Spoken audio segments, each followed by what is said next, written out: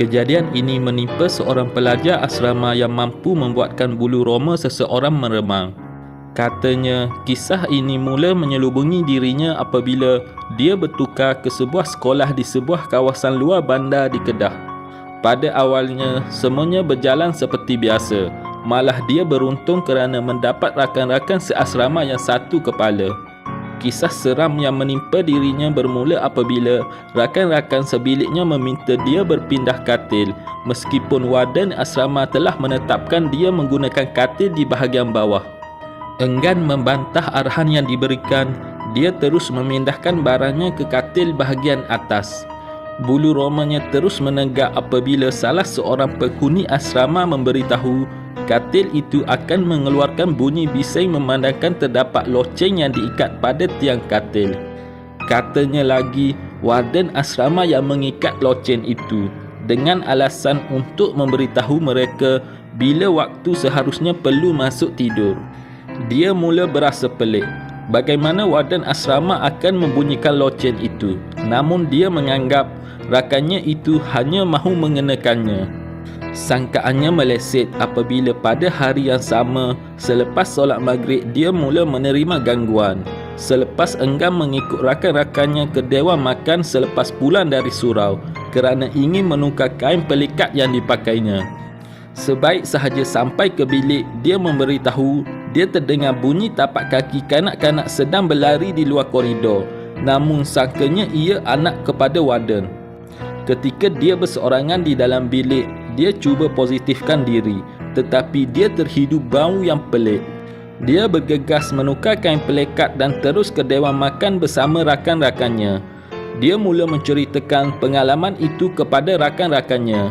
Reaksi rakan-rakannya terus berubah dan salah seorang daripada mereka tiba-tiba mengatakan dia dah tahu ada orang baru di situ.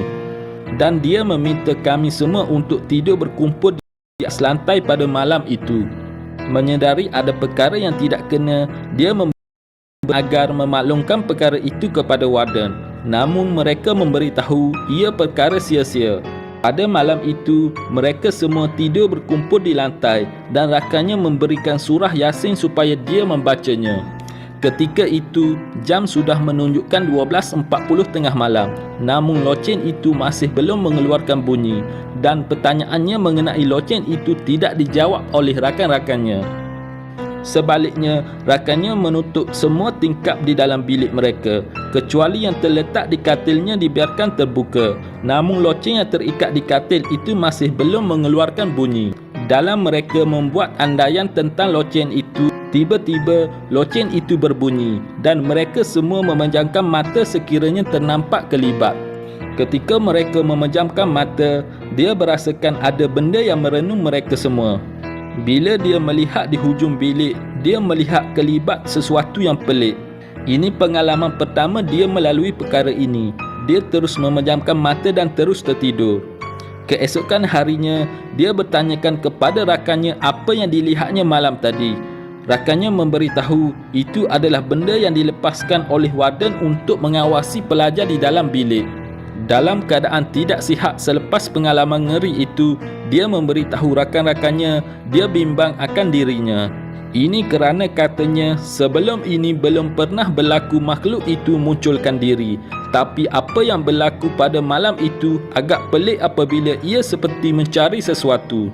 Kata rakannya sebelum ini sudah banyak kali cubaan menghalau benda itu tetapi tidak berjaya dan dia seakan tahu niat kita untuk menghalaunya. Tidak mahu menunggu lama, dia segera menelefon bapanya dan menceritakan semua kejadian itu. Dan bapanya berjanji akan datang ke sekolah bersama seorang rakannya untuk menyelesaikan masalah yang berlaku. Tapi belum sempat bapanya datang, warden memanggil dan memintanya berpindah keluar dari asrama atau bertukar sekolah dan tidak memberikan alasan mengapa dia perlu berbuat demikian. Sehingga ke hari ini, dia masih tertanya-tanya mengapa dia berasa seperti dia seolah-olah halangan di asrama itu. Walaupun peristiwa itu telah lama berlaku dan ia masih segar dalam ingatannya. Begitulah kisah seorang pelajar yang pernah mengalami peristiwa seram di asrama. Bagaimana pula dengan anda yang pernah tinggal di asrama? Apakah pengalaman seram yang pernah anda alami? Jangan lupa tinggalkan komen.